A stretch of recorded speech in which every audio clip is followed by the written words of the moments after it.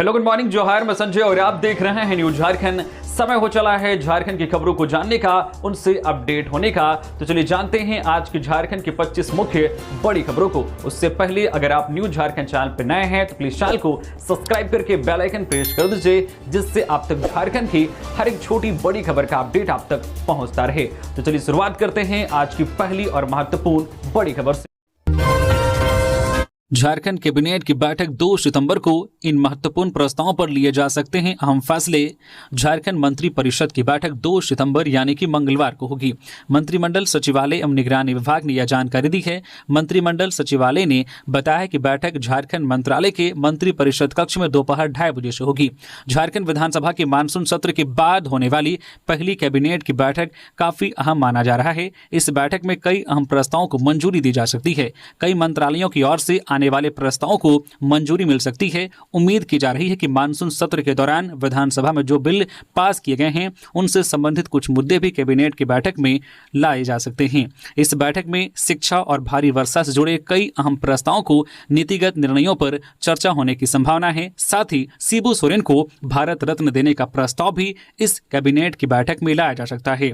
हेमंत सोरेन की सरकार ने झारखंड विधानसभा के मानसून सत्र में इससे संबंधित प्रस्ताव पारित कर दिया है। कहा गया है कि सदन से पारित इस प्रस्ताव को केंद्र सरकार को भेजा जाएगा और मांग की जाएगी कि देशोम गुरु शिबू सोरेन को देश का सर्वोच्च नागरिक सम्मान भारत रत्न दिया जाए।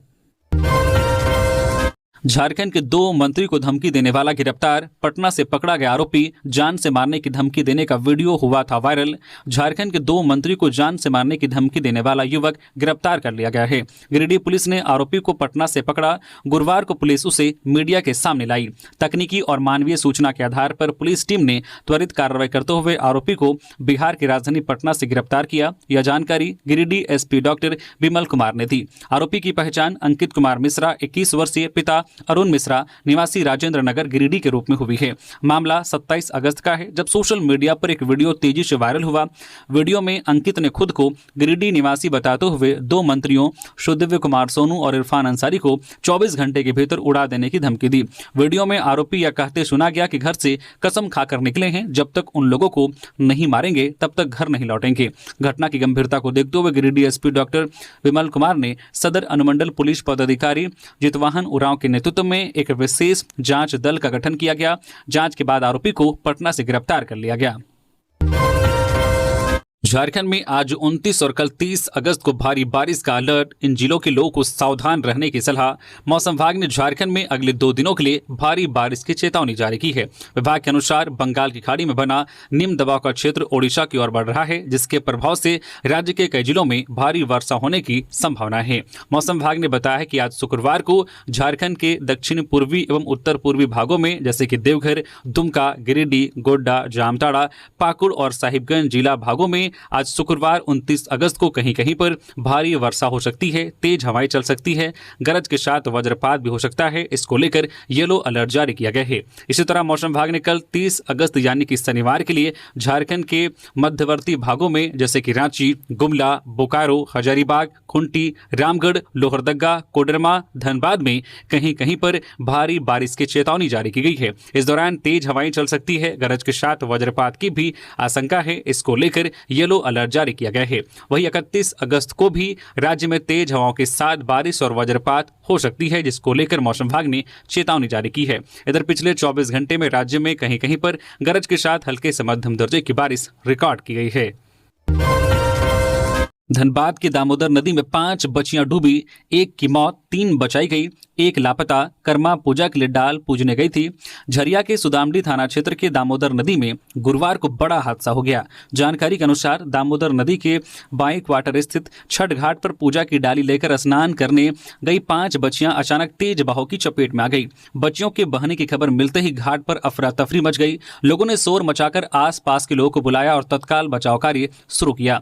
घटना के दौरान आसपास मौजूद स्थानीय लोगों और मछुआरे तुरंत नदी में कूद पड़े। उनकी सूझबूझ सूझबूझ और त्वरित कार्रवाई से 3 बच्चियों को सुरक्षित बाहर निकाल लिया गया। हालांकि बाकी 2 बच्चियां तेज बहाव में बह गई। सूचना पाकर पुलिस और गोताखोर भी मौके पर पहुंचे और तलाश अभियान शुरू किया। खोजबीन के दौरान रुक्मणी कुमारी 12 वर्षीय का शव बिरसा पुल के पास से बरामद हुआ। वही दूसरी बच्ची संध्या कुमारी का अब तक पता नहीं है, जिसकी तलाश के लिए गोताखोर लगातार अभियान चला रहे हैं। घटना की खबर फैलते ही बड़ी संख्या में स्थानीय लोग नदी किनारे जमा हो गए। घाट पर मातम का माहौल छा गया। परिजनों की स्थिति बेहद दयनीय है। रुक्मणी की मौत से पूरे इलाके में शोक की लहर है। वही लापता संध्या कुमारी की सकुशल वापसी की उम्मीद में लोग प्रार्थना कर रहे हैं। गिरिडीह के बगोदर एनएच पर चावल लदे ट्रेलर में लगी आग, शॉर्ट सर्किट से केबिन जला, चालक और खलासी बाल बाल बचे। गिरिडीह जिले के बगोदर थाना क्षेत्र में कुलगो टोल प्लाजा के पास एक चावल लदे ट्रेलर में आग लग गई। घटना गोपालडीह एनएच सड़क पर हुई। ट्रेलर सड़क किनारे खड़ी थी जब अचानक उसमें आग लग गई। आसपास के ग्रामीणों और राहगीरों ने ट्रेलर से धुआं और आग की लपटें निकलते देखा। उन्होंने तुरंत बगोदर थाना पुलिस को सूचित किया। पुलिस दल बल मौके पर पहुंचा और दमकल विभाग को खबर दी। हालांकि दमकल की गाड़ियां पहुंचने तक ट्रेलर का केबिन पूरी तरह से जल चुका था। इस हादसे में चालक और खलासी सुरक्षित रहे। बगोदर थाना प्रभारी विनय कुमार यादव के अनुसार आग लगने का प्राथमिक कारण शॉर्ट सर्किट माना जा रहा है। पुलिस मामले की जांच कर रही है। विधानसभा मानसून सत्र के अंतिम दिन सदन से दिशोम गुरु शिबू सोरेन को भारत रत्न देने का प्रस्ताव पारित। विधानसभा के मानसून सत्र के अंतिम दिन गुरुवार को गुरुजी को भारत रत्न देने का प्रस्ताव पारित किया गया। इस आशय का प्रस्ताव भू राजस्व मंत्री दीपक बिरुवा ने रखा, जिसे सदन में ध्वनि मत से पारित कर दिया। इस अवसर पर प्रतिपक्ष के नेता बाबूलाल मरांडी ने कहा कि इस प्रस्ताव का हम समर्थन करते हैं, लेकिन झारखंड अलग राज्य के योगदान में जयपाल सिंह मुंडा और विनोद बिहारी महतो का भी योगदान रहा है। केंद्र सरकार को प्रस्ताव भेजते समय इन 2 विभूतियों का भी नाम उसमें जोड़ा जाना चाहिए। खूंटी में हाथी के हमले में मां बेटे की मौत, वन विभाग ने 50,000 की दी सहायता राशि। खूंटी के कर्रा प्रखंड क्षेत्र के जरियागढ़ इलाके में झुंड से बिछड़े हाथी ने जमकर उत्पात मचाया है। हाथी के हमले में एक महिला और उसके एक 4 साल के मासूम बच्चे की मौत हो गई है। मामला बकसपुर रेलवे स्टेशन के समीप का है, जहां बुधवार देर रात हाथी ने उत्पात मचाते हुए कच्चे मकान को तोड़ दिया। दीवार के मलबे में दबने से डोडिया बारला की पत्नी एतवारी बारला और उसके 4 साल के मासूम तुलसी बारला की मौके पर ही मौत हो गई। वन विभाग से मिली जानकारी के अनुसार झुंड से बिछड़ा हाथी अभी क्षेत्र में भ्रमणशील है और इसकी जानकारी गांव वालों को भी है। हाथी देर रात घर में रखे धान और मड़ुआ की तलाश में पहुंचा था। जिस जगह मड़ुआ और धान रखा गया था, हाथी ने उसी जगह की दीवार को तोड़ दिया। घर में सभी लोग सोए हुए थे, जिसके कारण दीवार गिरी और उसकी चपेट में महिला और उसका बच्चा आ गया और दोनों की मौत हो गई। हंगामा सुनकर गांव वाले एकत्रित हुए और हाथी को वहां से भगा गया। सुबह इसकी सूचना वन विभाग और स्थानीय प्रशासन को ग्रामीणों ने दी। सूचना पाकर वन विभाग के अधिकारियों और झामों के पदाधिकारी घटनास्थल पर पहुंचे। पूरी घटना का जायजा लिया। वन विभाग ने तत्काल परिजनों को 50,000 की सहायता राशि दी है। वन विभाग के अधिकारियों ने बताया कि कागजी प्रक्रिया के बाद मुआवजे की राशि दी जाएगी। इधर वन विभाग के वनरक्षी राकेश कुमार और अमर जयसवांशी सहित अन्य कर्मियों ने गाँव वालों के बीच पटाखा और टॉर्च का वितरण किया। साथ ही अपील की है कि क्षेत्र में हाथी नजर आए तो सूचना वन विभाग को तुरंत दे। पीएलएफआई से जुड़े 4 अपराधी गिरफ्तार, ऑटोमेटिक पिस्टल समेत अन्य हथियार बरामद। पश्चिमी सिंहभूम जिले की पुलिस ने बंदगांव थाना क्षेत्र में बड़ी कार्रवाई करते हुए उग्रवादी संगठन पीएलएफआई से जुड़े अपराधियों को गिरफ्तार किया है। पुलिस को गुप्त सूचना मिली थी कि गिरोह का सरगना बिरसा पान अपने साथियों के साथ वसूली करने और अन्य बड़ी घटनाओं को अंजाम देने की तैयारी कर रहा है। इसके बाद पुलिस अधीक्षक राकेश रंजन के निर्देश पर बंदगांव व टेबो थाना पुलिस ने संयुक्त रूप से छापेमारी दल का गठन किया। जांच के क्रम में 27 अगस्त की रात करीब 11:40 पर बंदगांव बाजार की ओर से बिना नंबर प्लेट की 2 मोटरसाइकिलों पर सवार 4 लोग आते दिखे। पुलिस को देखते हुए भागने का प्रयास करने लगे, लेकिन घेराबंदी कर उन्हें पकड़ लिया गया। गिरफ्तार लोगों में बिरसा पान 22 वर्षीय, अनिल बर्जो 19 वर्षीय, सुखराम मुंडू 20 वर्षीय व गोपाल भेंगराज 22 वर्षीय शामिल हैं। पूर्व में भी उक्त चारों लोग गोइलकेरा क्षेत्र में मारपीट व लेवी वसूली का काम कर चुके हैं। चक्रधरपुर एसडीपीओ शिवम प्रकाश ने गुरुवार को गिरफ्तारी की पुष्टि करते हुए बताया कि अपराधियों के पास से तलाशी में एक देसी ऑटोमेटिक पिस्टल, एक देसी कट्टा, 3 गोली, पीएलएफआई पर्चा और मोबाइल बरामद किए गए हैं। सभी के खिलाफ बंदगांव थाना में हत्या के प्रयास, आर्म्स एक्ट समेत विभिन्न धाराओं के तहत मामला दर्ज किया गया है। मंत्री हफीजुल हसन की तबियत बिगड़ी, पारस अस्पताल में भर्ती। हेल्थ मिनिस्टर बोले जरूरत पड़ी तो दिल्ली शिफ्ट करेंगे। झारखंड के अल्पसंख्यक कल्याण मंत्री हफीजुल हसन की तबियत गुरुवार को अचानक बिगड़ गई, जिसके बाद उन्हें रांची स्थित पारस एचईसी अस्पताल में भर्ती कराया गया है। अचानक स्वास्थ्य बिगड़ने के बाद उन्हें तुरंत अस्पताल पहुंचाया गया, जहां डॉक्टरों की विशेष टीम उनकी लगातार निगरानी कर रही है। फिलहाल मंत्री की हालत स्थिर बताई जा रही है, लेकिन उन्हें डॉक्टरों की देख रेख में रखा गया है। लगातार जांच की जा रही है। मंत्री हफीजुल अंसारी की तबियत बिगड़ने की जानकारी मिलते ही राज्य सरकार के कई मंत्री और विधायक अस्पताल पहुंचने लगे। स्वास्थ्य मंत्री डॉक्टर इरफान अंसारी सबसे पहले अस्पताल पहुंचे और डॉक्टरों से उनका हाल चाल जाना। अस्पताल में मिलकर बाहर आए स्वास्थ्य मंत्री इरफान अंसारी ने कहा कि वे बात करने की स्थिति में हैं, स्थिति सामान्य हो गई है।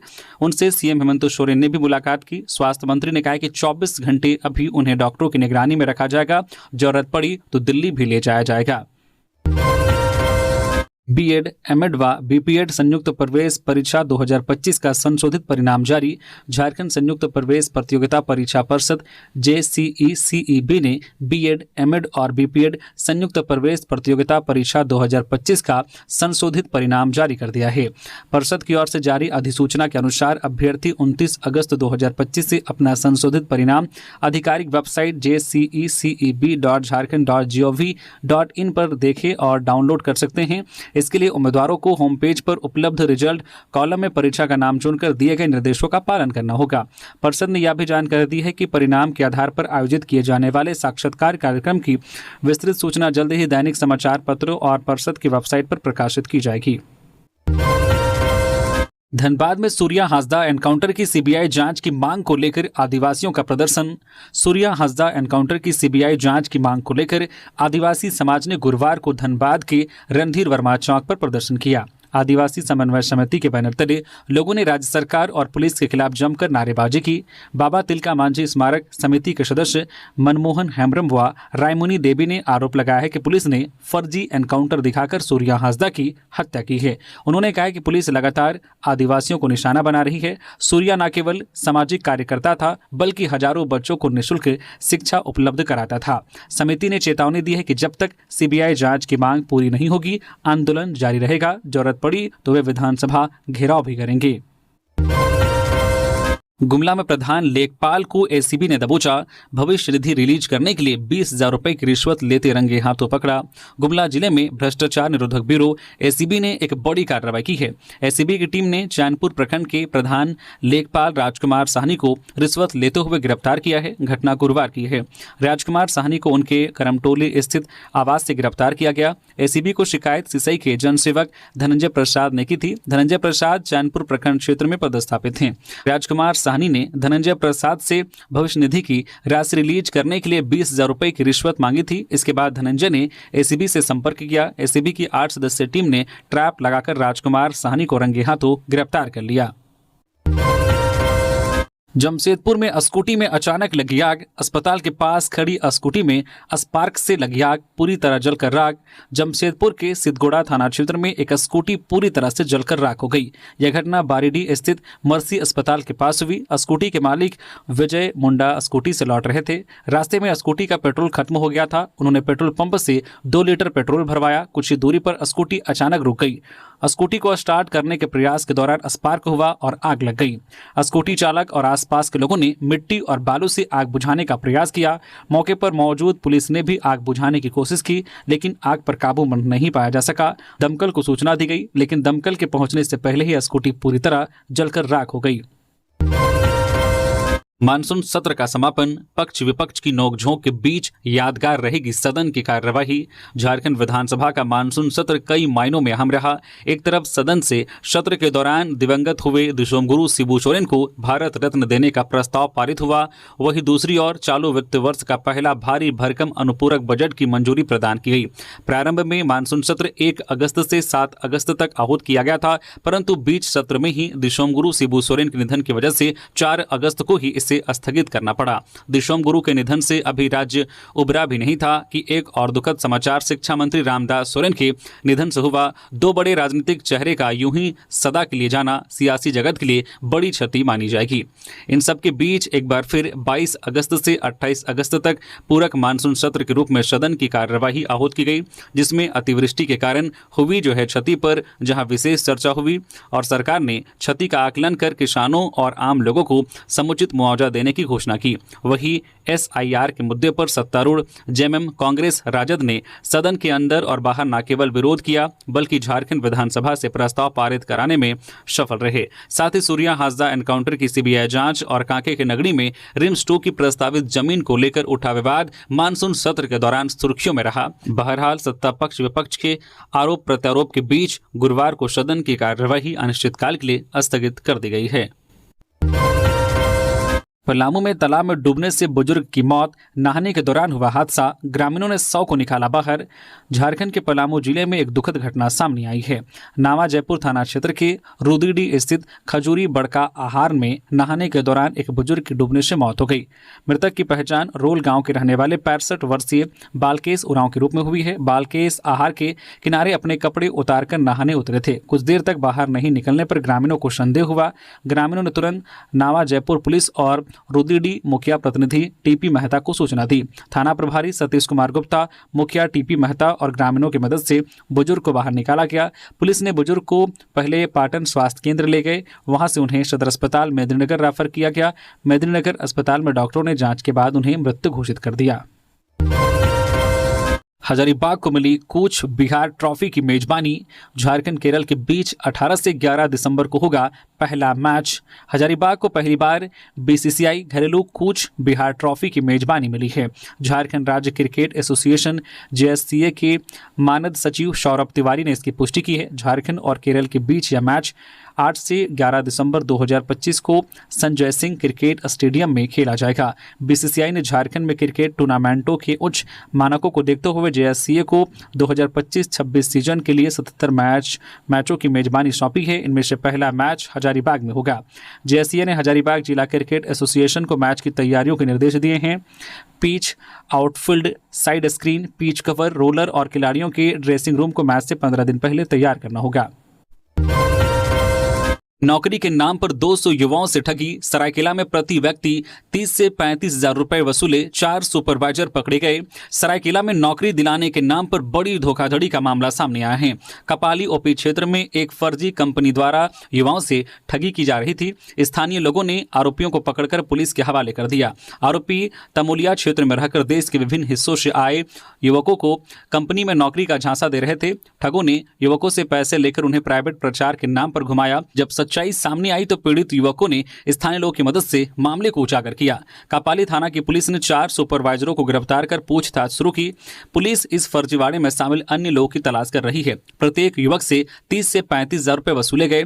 कंपनी के संचालक का नाम बिहार के लखीसराय निवासी इनामुल हक बताया जा रहा है। पीड़ितों ने बताया कि विरोध करने पर उन्हें जान से मारने की धमकी दी गई। पुलिस ने कड़ी कानूनी कार्रवाई का आश्वासन दिया है। उल्लेखनीय है कि एक दिन पहले जमशेदपुर पुलिस ने भी इसी तरह के एक फर्जीवाड़े का खुलासा किया था। कापाली OP प्रभारी धीरंजन कुमार ने बताया है कि गिरफ्तार लोगों से पूछताछ जारी है और यह पता लगाया जा रहा है कि इस पूरे फर्जीवाड़े में और कौन कौन शामिल हैं। जांच पूरी होने के बाद आरोपियों पर सख्त कानूनी कार्रवाई की जाएगी। झारखंड में बंद पड़े कोयला खदानों पर बनेंगे पार्क, लगेंगे आम कटहल के पौधे। कोयला खदानों में खनन पूर्ण हो जाने के बाद वहां मिट्टी भरकर पार्क बनाया जाएगा। उन पार्कों में स्थानीय पौधे ही लगाए जाएंगे। कोयला मंत्रालय ने इसके लिए सभी अनुषंगिक कंपनियों को निर्देश जारी किया है। पिछले दिनों रांची में कोयला मंत्रालय के अधिकारियों की बैठक में झारखंड में सभी कोयला परियोजनाओं की समीक्षा के दौरान यह निर्देश दिया गया। इससे पहले बंद हो रही खदानों में बालू भरकर उसे बंद किया जाता था। खनन परियोजनाओं में पौधारोपण के लिए पहले जिन प्रजातियों के पौधे लगाए जाते थे वो यहाँ के पर्यावरण से मेल नहीं खाते थे। अब इन पार्कों में साल, शीशम, आम, कटहल जैसे पौधों को लगाना अनिवार्य किया गया है। इन पार्कों के रखरखाव के लिए ग्रामीणों की समिति भी बनाई जाएगी। अभी हजारीबाग, रामगढ़ और धनबाद के कतरास में पार्क बनाने की पहल की गई है। दूसरी बंद परियोजनाओं की समीक्षा के बाद यहां भी पार्क बनाए जाएंगे। चतरा में बाढ़ का पानी ले रहा जान। लीलाजन नदी से मिला 4 दिन से लापता युवक का शव अमझरिया नदी में डूबा था। चतरा जिले में बाढ़ की विभीषिका अभी भी जारी है। हंटरगंज के मंजगावा गांव निवासी पप्पू कुमार 35 वर्षीय का शव गुरुवार को लीलाजन नदी से बरामद हुआ। पप्पू सोमवार की शाम से लापता था। जोगिंदर भारती के पुत्र पप्पू अमझरिया नदी में डूब गए थे। बाढ़ के कारण उच्च जलस्तर की वजह से परिजन और ग्रामीण उन्हें नहीं ढूंढ पाए। गुरुवार सुबह जब नदी का जलस्तर कम हुआ तब ग्रामीणों को शव दिखाई दिया। ग्रामीणों की सूचना पर वरिष्ठ नगर जोशी थाना प्रभारी अमित कुमार सिंह टीम के साथ मौके पर पहुंचे। पुलिस ने छत विक्षत शव को पोस्टमार्टम के लिए चतरा सदर अस्पताल भेज दिया। घटना से परिजनों में शोक की लहर है। स्थानीय लोगों ने प्रशासन से ऐसी घटनाओं को रोकने के लिए कार्रवाई की मांग की है। 2 पंखे, 6 बल्ब, 1 फ्रिज, फिर भी बिजली का बिल आया 52 लाख रुपए। झारखंड सरकार राज्य में 200 यूनिट तक बिजली मुक्त देने की योजना चला रही है। वही हजारीबाग जिले के ओकनी क्षेत्र से एक चौंकाने वाला मामला सामने आया है। यहाँ एक साधारण परिवार को 52 लाख रुपए का बिजली बिल भेजा गया है, जिससे इलाके में हड़कंप मच गया है। परिवार के सदस्यों का कहना है कि उनके घर में सिर्फ 2 पंखे, 6 बल्ब और 1 फ्रिज है। इतने सीमित खपत के बावजूद इतनी बड़ी रकम का बिल आना समझ से परे है। इस अप्रत्याशित बिल को लेकर परिवार पिछले कई दिनों से बिजली विभाग के चक्कर काट रहा है, लेकिन अब तक उन्हें कोई समाधान नहीं मिला है। परिवार की चिंता पूरे मोहल्ले की चर्चा बन चुकी है। सेवा में बलिदान को सलाम। मुख्यमंत्री हेमंत सोरेन ने दिवंगत कर्मियों के परिजनों को सौंपा 1-1 करोड़ का चेक। मुख्यमंत्री हेमंत सोरेन ने गुरुवार को झारखंड विधानसभा में राज्य सरकार के 3 दिवंगत कर्मियों के परिजनों को 1-1 करोड़ रुपए की सहायता राशि का चेक सम्मान पूर्वक प्रदान किया। ये सहायता राशि स्टेट बैंक ऑफ इंडिया की विशेष बीमा योजना के तहत दी गई, जो उन कर्मियों को समर्पित है जो सेवा के दौरान किसी दुर्घटना के शिकार हो गए। दिवंगत कर्मियों में शामिल हैं कांस्टेबल स्वर्गीय अजीत कुमार, जिला पुलिस बल गुमला, आरक्षी स्वर्गीय अनिल कुमार झा, जिला पुलिस बल सरायकेला एवं राष्ट्रपति पुरस्कार से सम्मानित शिक्षक स्वर्गीय सुशील कुमार मरांडी जामताड़ा शामिल हैं। इस अवसर पर मुख्यमंत्री ने कहा कि राज्य सरकार में सेवारत वैसे कर्मी जो सेवा में रहते हुए किसी भी दुर्घटना में शिकार हुए हैं, उनके परिजनों के साथ हमारी सरकार सदैव खड़ी है। मंत्री ने यह भी स्पष्ट किया है कि दिवंगत कर्मियों के परिजनों को ससम्मान उनका पूरा हक और अधिकार देना राज्य सरकार की प्राथमिकता है। चंपाई सोरेन का बड़ा बयान। नगरी की जमीन रैयतों को लौटाए हेमंत सरकार। अक्टूबर में आदिवासी महादरबार का ऐलान। झारखंड के पूर्व मुख्यमंत्री चंपाई सोरेन ने रिम्स 2 निर्माण को लेकर हेमंत सरकार पर सीधा निशाना साधा है। उन्होंने कहा कि विरोध अस्पताल निर्माण का नहीं, बल्कि उस जमीन को लेकर है जिसे आदिवासी मूलवासियों और रैयतों से जबरन छीना जा रहा है।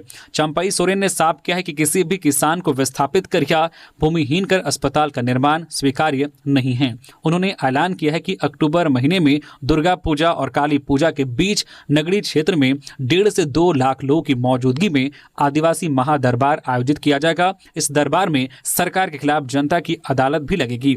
चंपाई ने कहा कि किसानों की जमीन छीनी गई है और उचित मुआवजा तक नहीं दिया गया है। वही मंत्री इरफान अंसारी ने इसे मुख्यमंत्री हेमंत सोरेन का ड्रीम प्रोजेक्ट बताते हुए साफ किया है कि रिम्स 2 का निर्माण नगरी की जमीन पर ही होगा। इस पर चंपाई सोरेन ने 2 टूक कहा है कि किसी भी किसान को विस्थापित करके विकास कार्य स्वीकार नहीं किया जाएगा। पूर्व शिक्षा मंत्री रामदास सोरेन का श्राद्ध भोज आज घाट स्नान संपन्न। घोड़ा बांधा स्थित रामदास सोरेन के आवास पर गुरुवार को घाट स्नान की पारंपरिक नियम का निर्वहन किया गया। मांझी बाबा की अगुवाई में 4 बजे घोड़ा बांधा चकडैम में घाट स्नान संपन्न हो गया।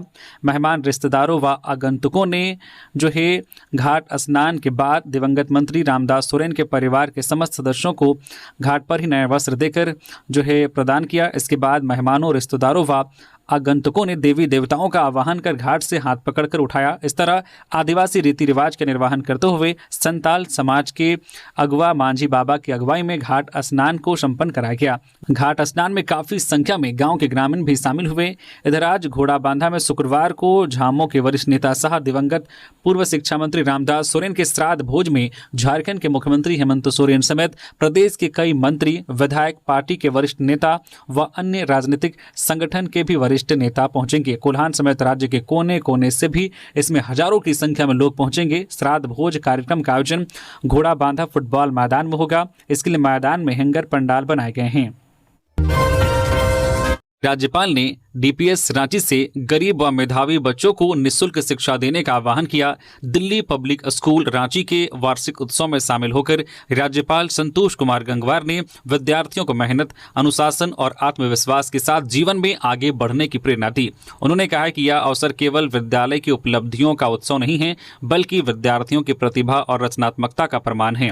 राज्यपाल ने कहा कि डीपीएस रांची ने अनुशासन, ज्ञान और उत्कृष्टता की परंपरा स्थापित की है और इसके विद्यार्थी राष्ट्रीय एवं अंतर्राष्ट्रीय स्तर पर ओलंपियाड जैसी प्रतियोगिताओं में सफलता प्राप्त कर रहे हैं। सांस्कृतिक कार्यक्रमों की सराहना करते हुए उन्होंने कहा है कि विद्यालय शिक्षा के साथ कला, संस्कृति और पर्यावरण जैसे विषयों में भी विद्यार्थियों को जागरूक बना रहा है। उन्होंने विद्यार्थियों से कहा है कि सफलता केवल अंकों से नहीं आंकी जाती, बल्कि कठिनाइयों में धैर्य और आत्मविश्वास ही असली परीक्षा है।